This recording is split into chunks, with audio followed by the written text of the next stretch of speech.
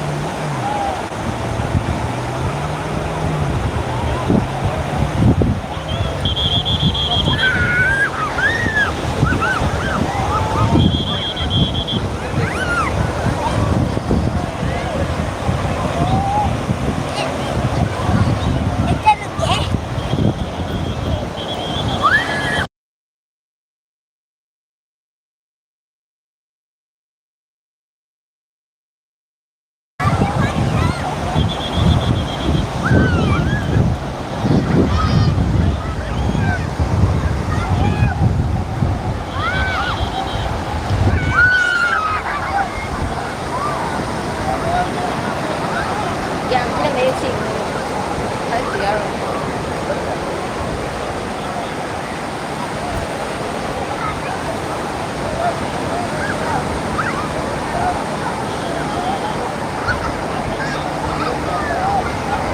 chân qua bạch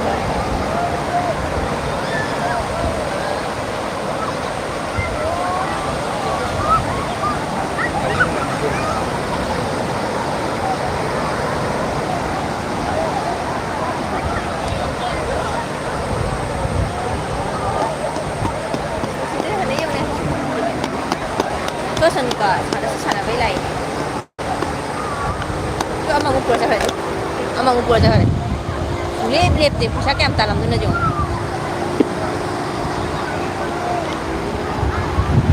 Debbie hi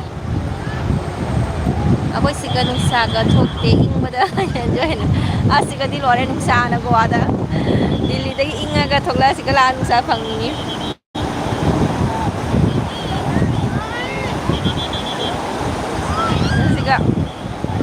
Sige, ican nupi ka na sana rin. Sanahan kaya na kulay ni sila. Asing ba lao? Nungay mo na lore. Lao.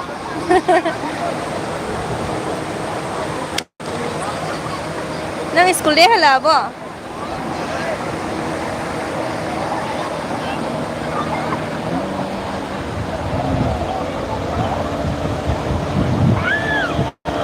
Jangan lupa kacak deh. Jangan lupa tuh. Sonda cakar deh. Nih memang sih gak. Ikutin jom. Nih am tile sih dah.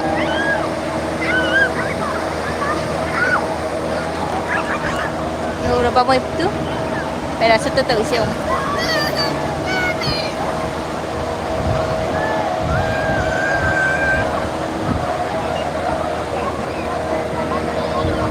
Nembi nang school dia hala bo. Oh, ai घड़ी का जिंग दमाने issue 5 तारे ने घड़ी की school ना हो जिको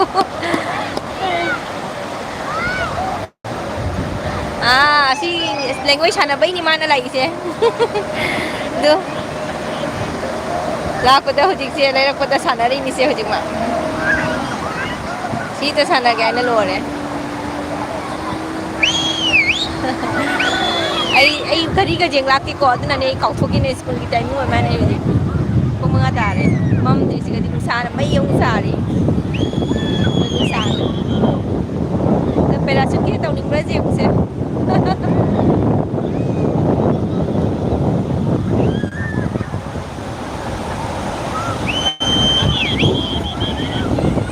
nungai man usik kata sila to isan pa pula cho lên là bỏ cho sang đâu cho thôi đó mama again cho ngắt sang đâu but wait rồi enjoy tàu đi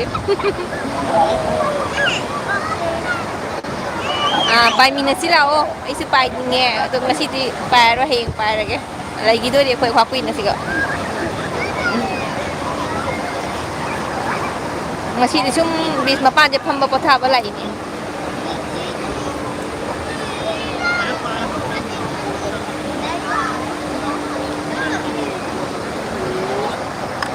ꯌꯦꯡꯍꯜꯂꯛꯀꯦ ꯌꯦꯡꯉꯨ ꯁꯣꯟꯗ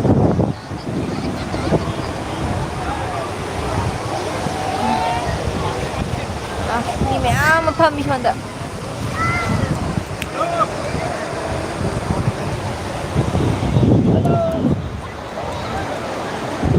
ꯃꯤ ꯃꯌꯥꯝ ꯑꯃ ꯐꯝꯃꯤ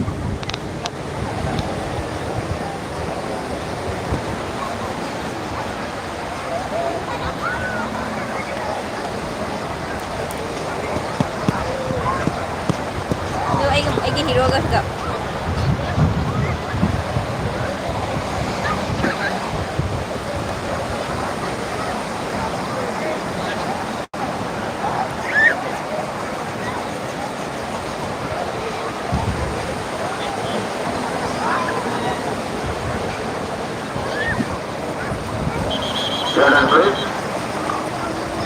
आप सभी तरीके से जो आगे वाले टूरिस्ट बार बार हम लोग आगे आगे जाने की कोशिश कर रहे हैं आगे सेफ सही है आपकी सेफ्टी के लिए बार बार आपको लाइव पर आपको बता रहा है इसमें से आप लोग कम तरीका चाहिए ज़्यादा आगे जाने की कोशिश मत कीजिए देखिए अभी हाइटेक कर रहे हैं आगे वाले कहते हैं टूरिस्ट मार रहे हैं बार बार आप लोगों को लाइव पर आपकी सेफ्टी के लिए विचल पड़ रहा है ज़्यादा आगे जाने की कोशिश मत कीजिए आगे सेफ नहीं है आपको कमिंग करना है ꯏꯁꯤꯡꯁꯦ ꯀꯟꯈꯠꯂꯦ ꯑꯗꯨꯅ ꯂꯥꯎꯔꯤꯕ ꯁꯦꯐꯇꯤꯒꯤ ꯃꯤꯁꯤꯅ ꯏꯁꯤꯡꯒꯤ ꯄꯣꯝꯁꯦ ꯆꯠꯂꯤ ꯌꯦꯡꯉꯨ ꯀꯤ ꯂꯥꯛꯇ ꯃꯥꯅꯤꯅꯦ ꯇꯧꯔꯤꯁꯦ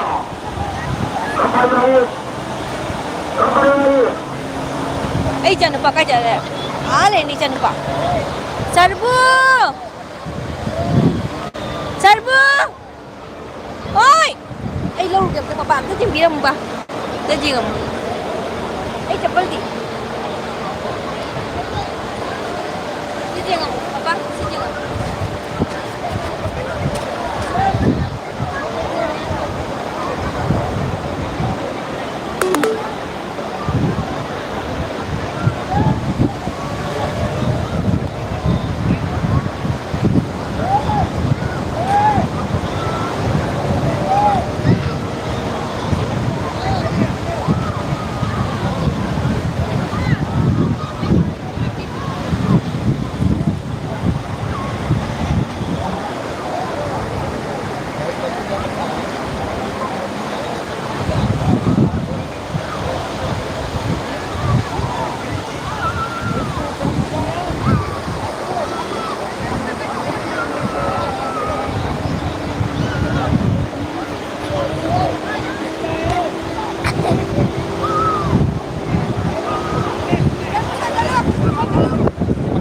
ꯁꯥꯟꯅꯒꯦ ꯆꯦꯛꯀꯅꯨ ꯏꯃꯥ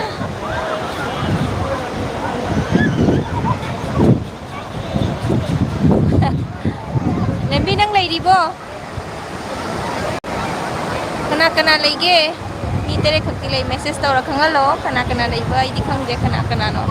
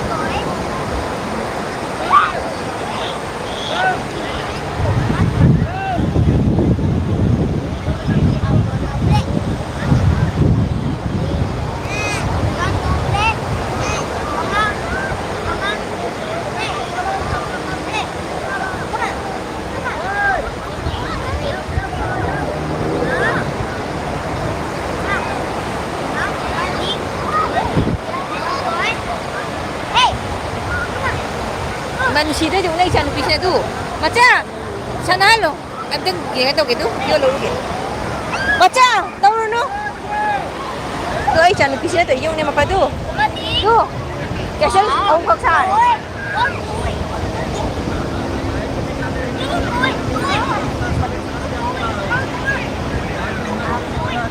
Itu macam mana tu? Tu cenderung nak castle ông xa này tu mà. Sao nang sinang kita nga na sao? Cacang kita jet kan no? Salbo sana sana. Wow, chungu jam thấy nè. À sao sao? Nang kita tu nga na sao? Hay ye apa manusia? Wow. Wow.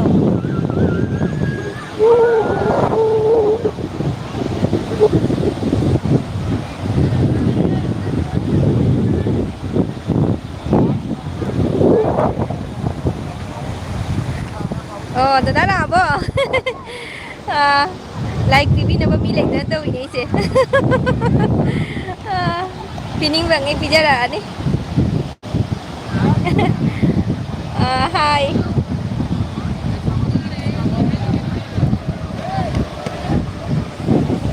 Is angang sanahan ba pure sih. Mana? Jam ini ya. Jam ini ya.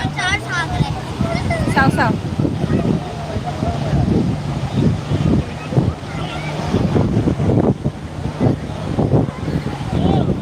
Sigan siguro numita di pag mangsay wala ang muna lola.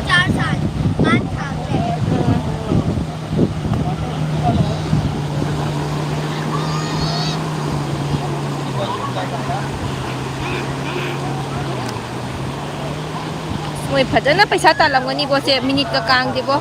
Ama loi baga ma phadana paisa talam gani. Sino chang budi chang ninge angang ani se kada sinaram gani. Angang ani lahong na ba leite. Yam nungai 30 piece mapan sida aduni. Ngak pothaba lai ni siga piece da. Mina siga photo kap na re. Akoy na tubig na pham na jing na live tharaga.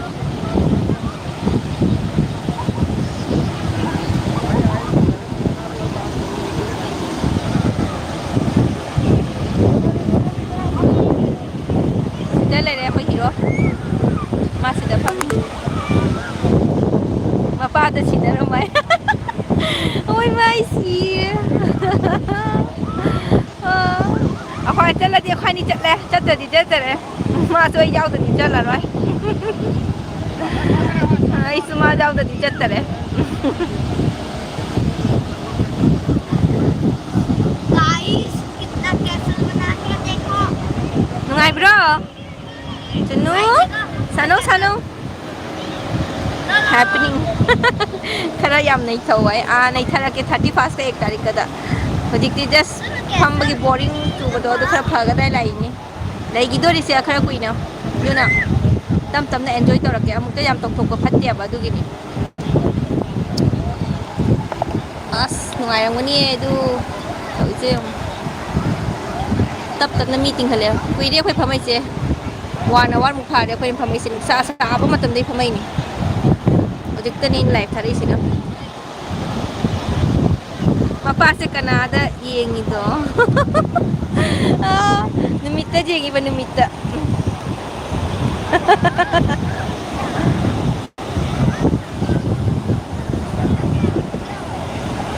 Siga masak phajaba mi lak ra jengi ni mai che.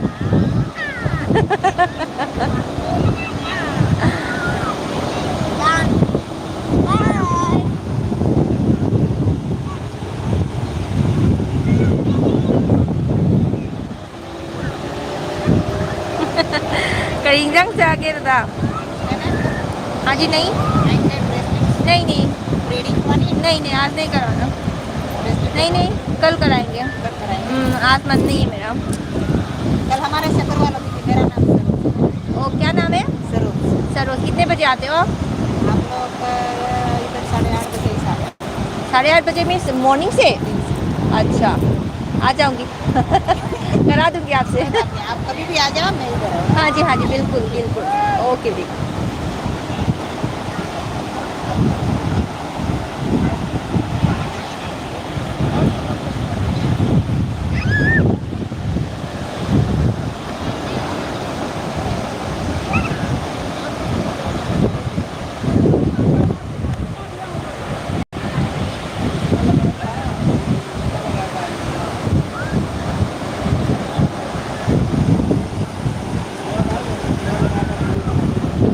ichanupa kai chakharage ne ai ichanupa dina mapa nachanupa kai chakhare oh adale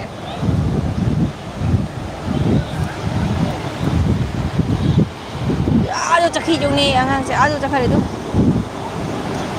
Sarbu da suta to ibasi gai web sini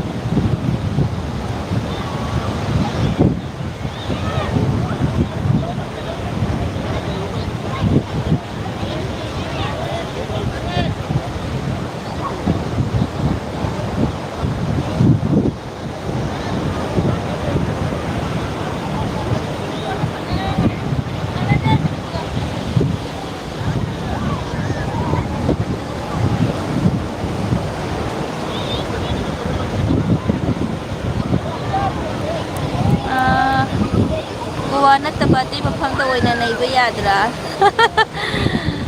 Goa da oina akhoi khara hainagare adunani hanja hanja sum Goa da taw leise moderator ga hapchil u ai live da kai khangde sibugi maramda kai mai haptu ni sibu khangdi thanda ngai ramu okay bye bye to ro si se sticker se kari hai no khangde moderator ka hapchalo ai se moderator se kamai hapki ni khangdi ne Goa ga khire ai ju khiri ni khi na sum lai ni pai leite na chaning dere Goa ga ahum lak sure lai se tehi sima da mapai bungo na Goa na mathang dagi international trip tok pada oina che khala ge ate chalala ei kadai da no oina check to ge to sip da check ge kadai da no ai ki ming da nam silo du ga hapu nam silaga o maming gi mapasi ga number ja ba se pin message siga pin message report remove channel activities pin message tok de ro khangde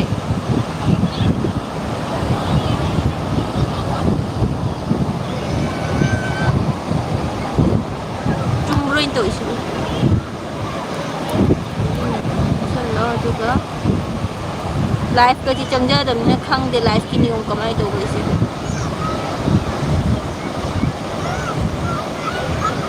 mi mem tau ni se khang na ka tau ba natte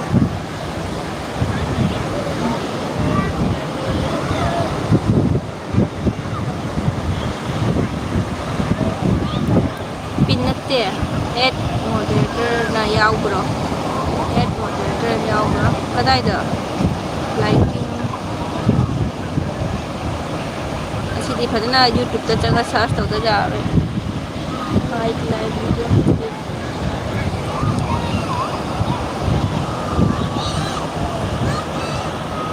Pojenge pin natte na yaw bro ning mapada namaga doidi so fan and tourist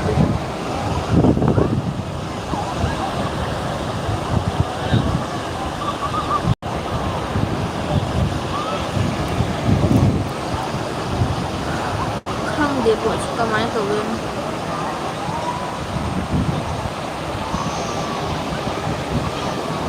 tai jang to yan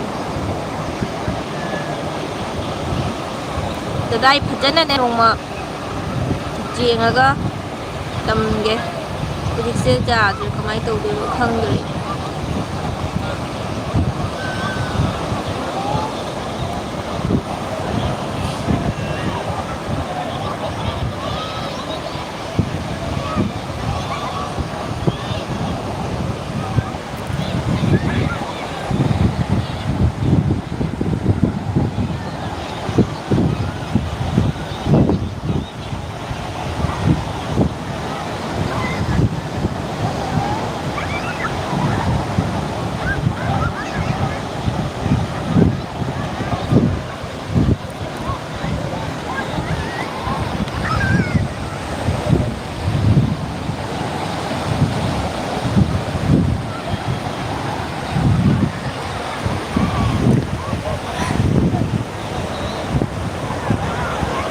ꯃꯊꯛꯇ ꯅꯨꯄꯥ ꯑꯃ ꯐꯝꯃꯒ ꯃꯊꯛꯇ ꯂꯩꯁꯦ ꯎ ꯂꯥꯛꯇꯤꯅꯦ ꯃꯣꯏ ꯃꯤ ꯀꯟꯅꯕꯩ ꯂꯩ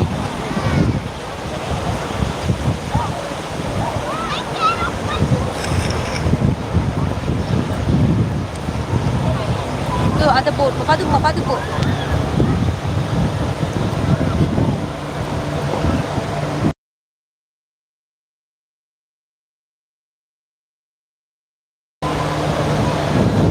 tuh ada udah berapa ya ada tuh motor kari kau sih hang deh boat life jacket di sila lang manina sa life jacket dito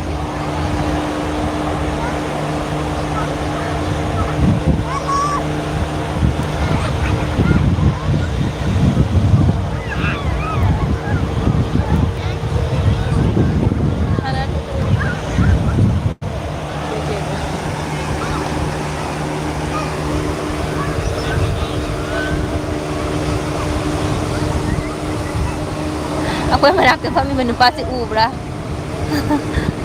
si malaki ako yung kami siya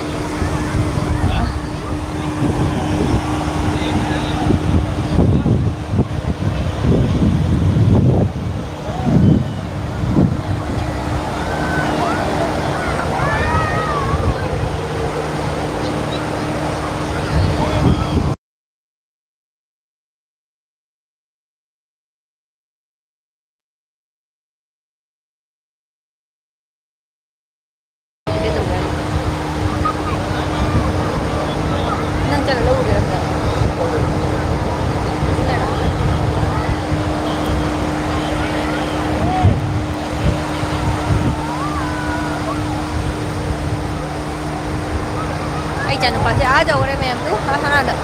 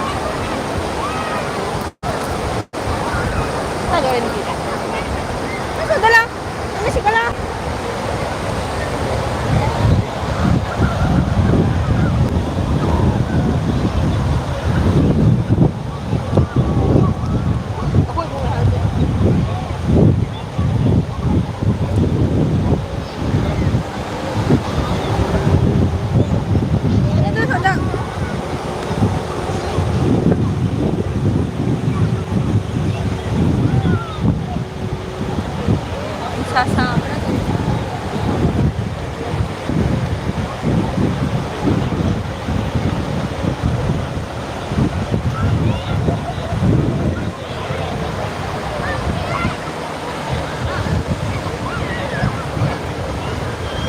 saya pun nang cekin sana ning susu ka sana mamay mamangga ada cekin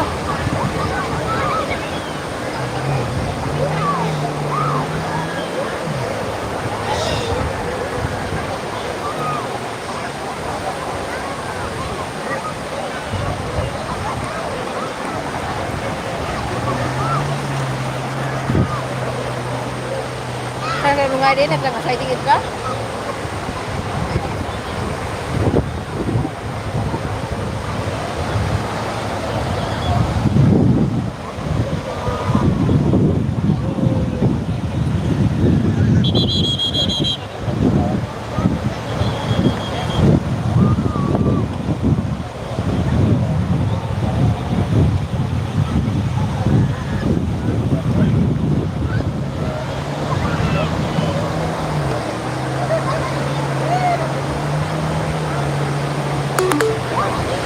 ising pakai lima baju ising kagak tahu laku deh.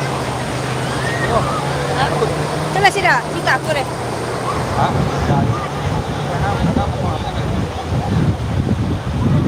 Ising laku deh, bapak kat mana mau ising nanti dah ada pick up dong. Ada pick up. Kian benar kau?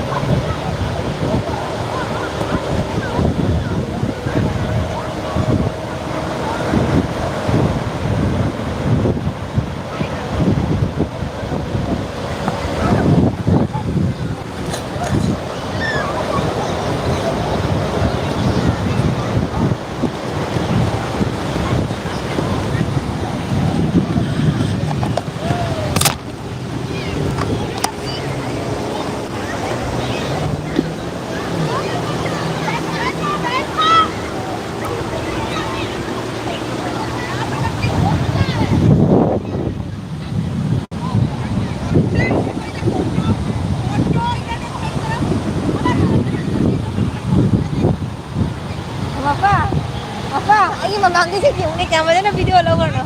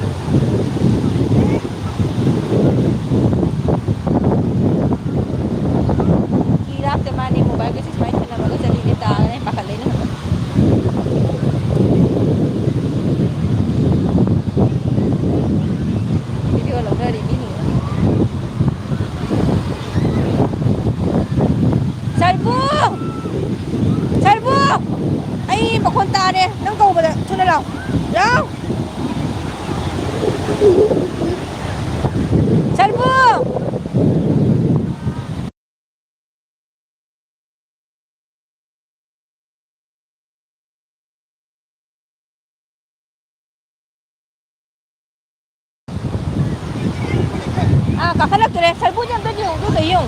Lawa agad ate.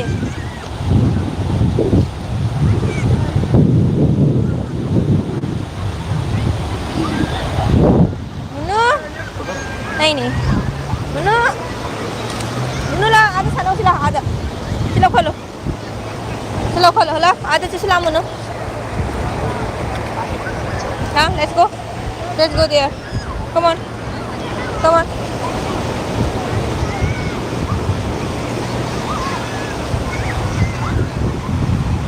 Chăm thấy nè, chăm cái gì? Chăm thấy nè. Lo lo. Ôi, papa, cái gì đó vậy nè? Collection tao yang mai poche. Is.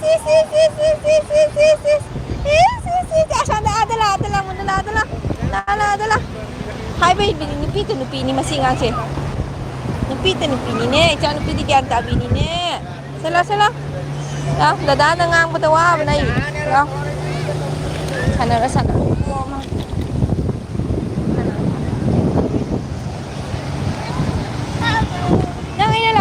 Chứ lâu giả rồi cái nó chúng ta thằng lấy được.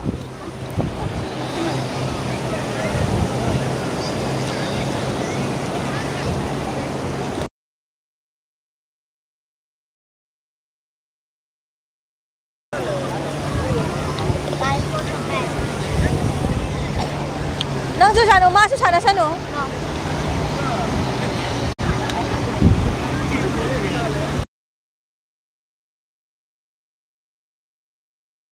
Idea.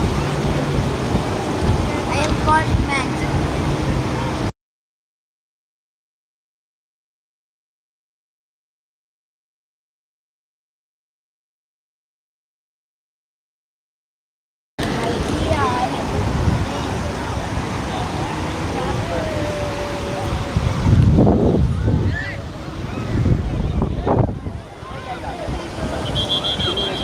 Papa. Gari lah ke tak? Si gari ki lambi ni si dia. Gari ki lambi na tab hum da thambiram chila angang se. Mafam cha de. Gari lah ke ni. Papa tu. Ai na sening betul. Ya.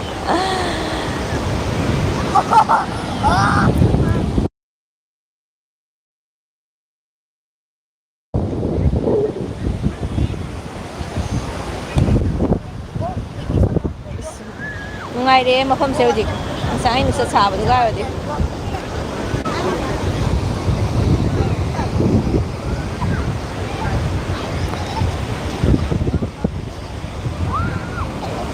Serbu, angang po ginong.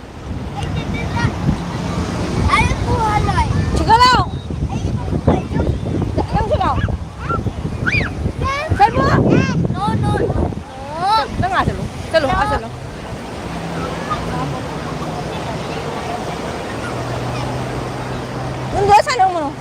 Lulu.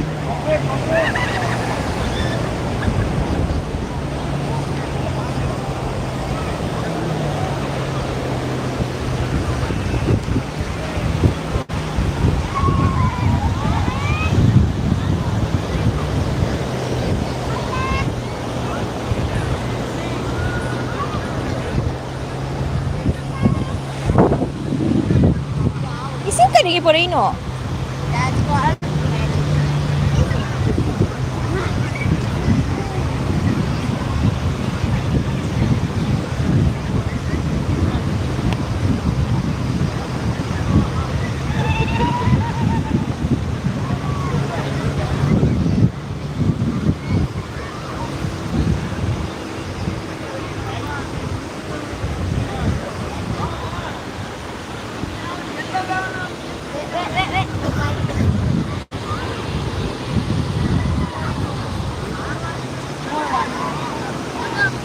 Wait here, okay? Go play hapa. Okay?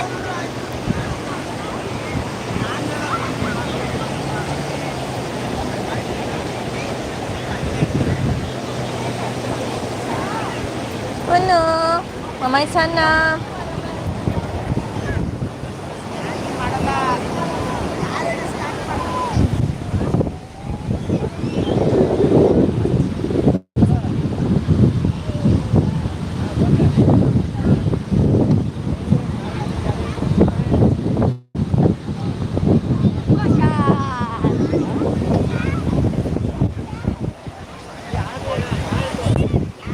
Oh no, wait.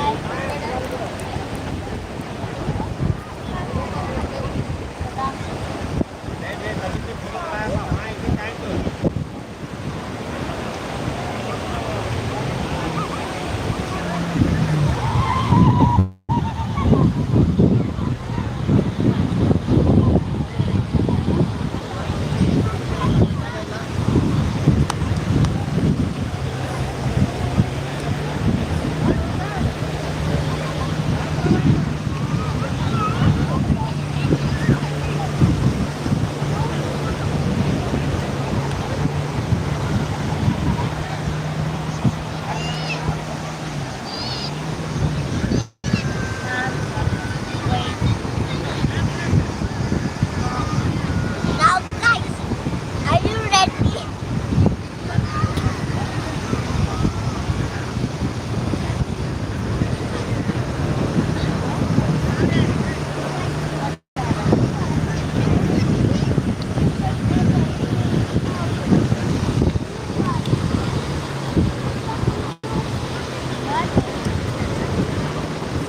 Guys, there was one in it.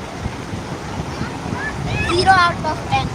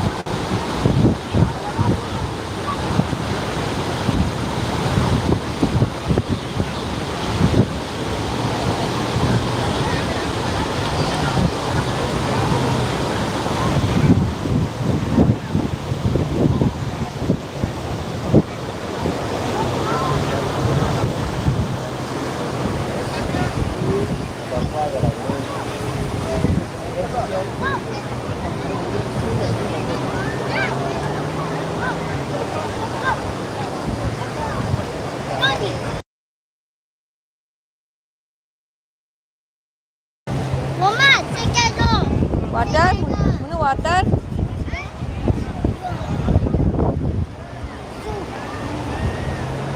No. Baik.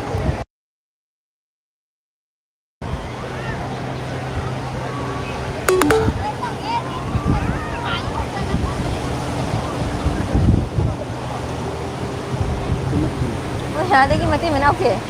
Singgo elo itu tu. Cibung cira je foto kap ni je tu. Bawa sini ni mau kreatif idea apa? Kai ni mai creativity putra pakak tak kami.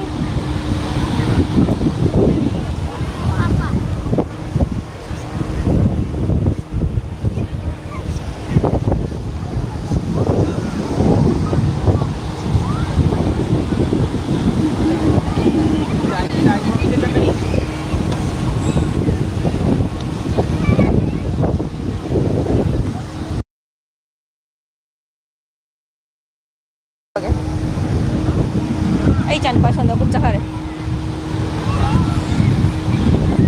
Ura pa, papa? Papa? Ate, mati, manaw siya. Noong lay naman nga saya, kung dapat rin to rin, ay na live tama niya, huwag mo mo photo kap na rin, mati, manaw niya siya. Yan mga ano na dyan, ako gitikap yung kajapot, mas man na. Eh, raw.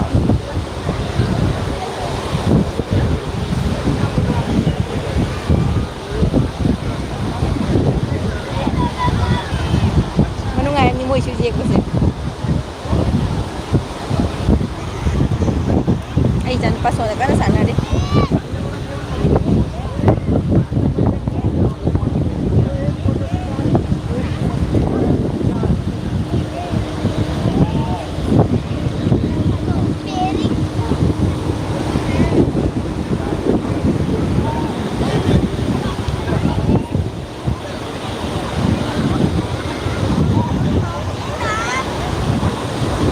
Bagay kami stay daw thang gano talak din ito isa.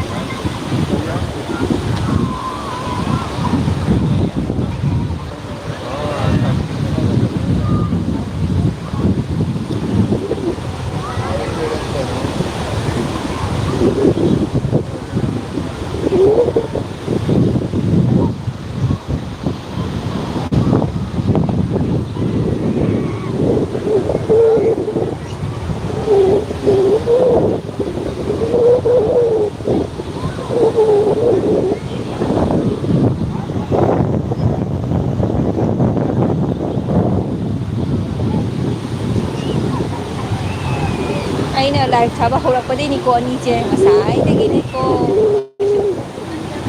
Reels ꯄꯪꯅꯝꯇ ꯅꯝꯃꯤ ꯃꯣꯏꯁꯦ ꯌꯥꯝ ꯅꯨꯡꯉꯥꯏꯅꯁꯦ ꯑꯅꯤ ꯃꯥꯟꯅꯕꯒꯥꯏꯁꯦ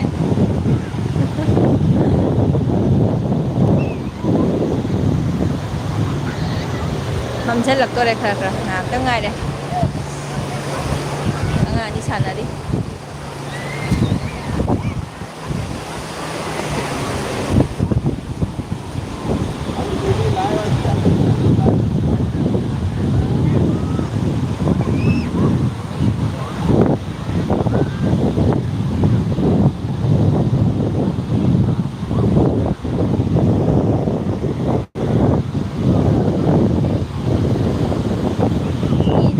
ꯀꯤꯕꯅ ꯂꯣꯏꯔꯦ ꯇꯧꯔꯤꯁꯦ ꯀꯣꯛꯁꯦ ꯀꯟꯈꯠꯂꯛꯑꯦ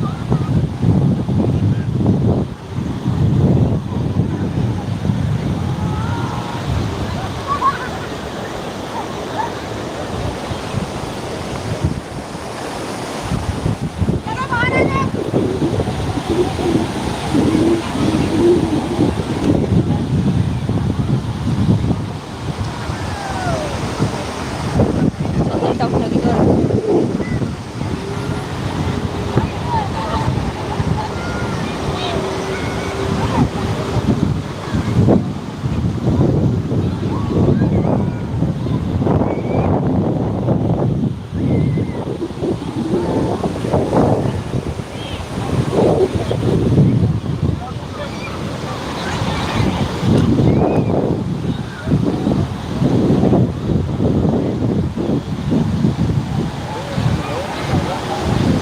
ꯀꯥꯏ ꯆꯠꯂꯤꯅꯣ ꯐꯨꯔꯤꯠ ꯆꯣꯠꯍꯟꯒꯅꯨ ꯐꯨꯔꯤꯠ ꯆꯣꯠꯍꯟꯒꯅꯨ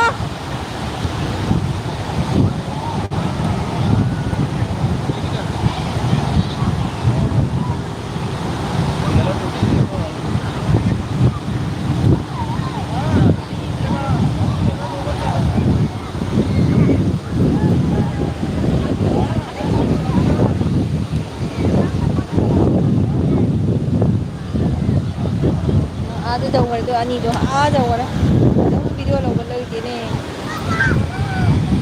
ꯆꯔꯕꯨ ꯃꯆꯥꯊꯣꯏ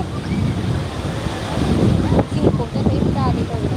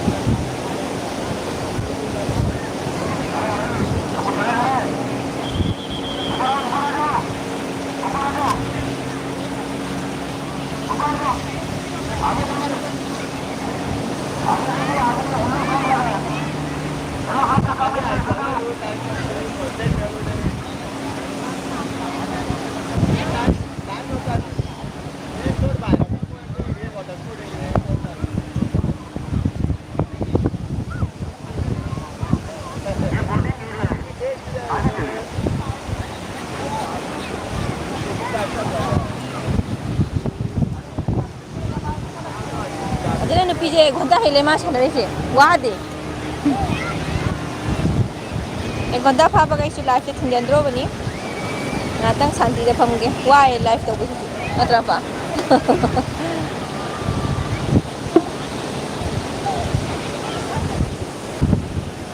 Hello, bye.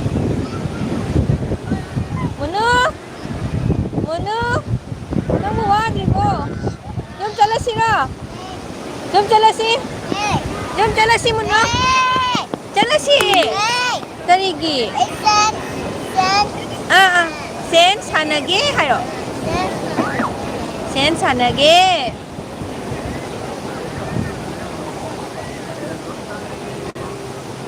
ꯅꯨꯃꯤꯠ ꯇꯥꯔꯛꯇꯣꯔꯦ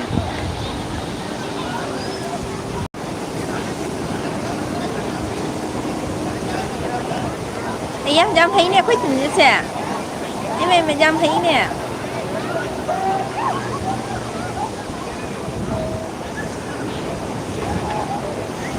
ꯕꯥꯕꯥ ꯀꯤꯌꯔ ꯂꯥꯛꯄ꯭ꯔꯥ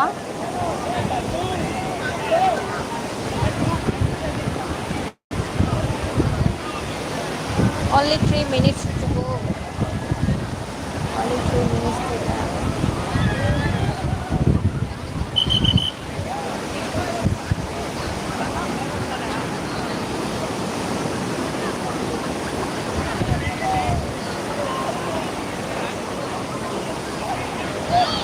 집시 ꯑꯃ ꯂꯥꯛꯇꯣꯔꯦ ꯀꯃꯥꯏꯅ ꯇꯧꯁꯤꯒꯦ ꯃꯄꯥ ꯀꯃꯥꯏꯅ ꯇꯧꯁꯤꯒꯦ ꯂꯥꯛꯇꯦ ꯇꯧꯏꯔꯥ ꯀꯩꯗꯧꯗꯣꯏ ꯇꯧꯏꯕ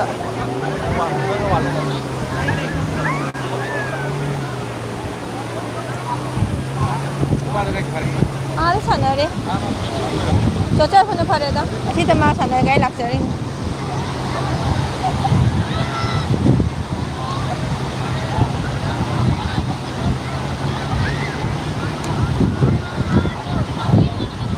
ꯑꯩꯅ ꯐꯤ ꯄꯦꯛꯀꯤꯡ ꯇꯧꯔꯛꯄꯗ ꯃꯥꯒꯤ ꯁꯣꯔꯁꯁꯨ ꯑꯝꯇ ꯍꯥꯄꯛꯇ꯭ꯔꯦ ꯀꯥꯎꯅ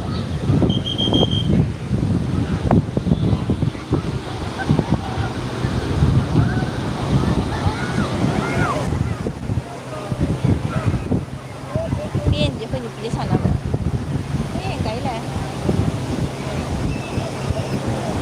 ꯑꯉꯥꯡꯗꯨꯗꯤ ꯑꯉꯥꯡ ꯆꯀꯥ ꯌꯦꯡꯉꯨꯅꯦ ꯁꯦꯟ ꯆꯠꯈꯤꯗꯣꯔꯦ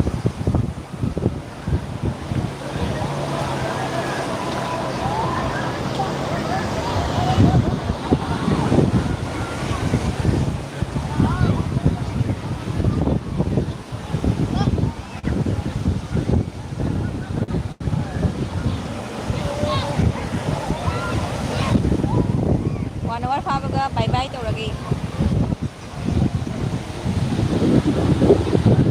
ꯃꯣꯕꯥꯏꯜꯁꯨ ꯕꯦꯇ꯭ꯔꯤ ꯌꯥꯎꯁꯜꯂꯛꯇ꯭ꯔꯦ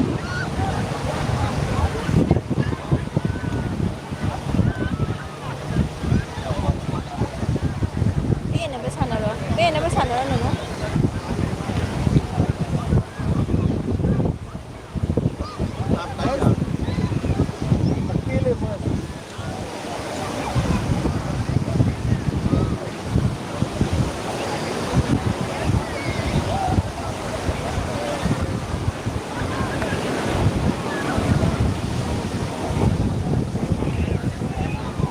संदागी इकोम कन्हले नत्रा लास्ट टाइम बोल दूं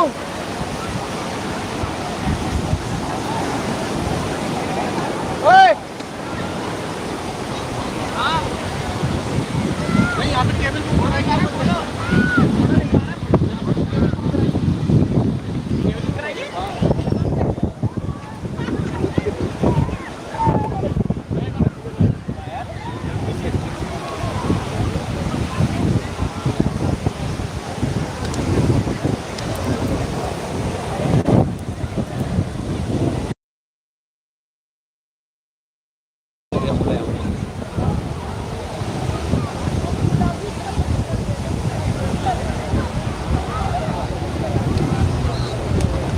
Bye ma'am, bye. Come again. Bye.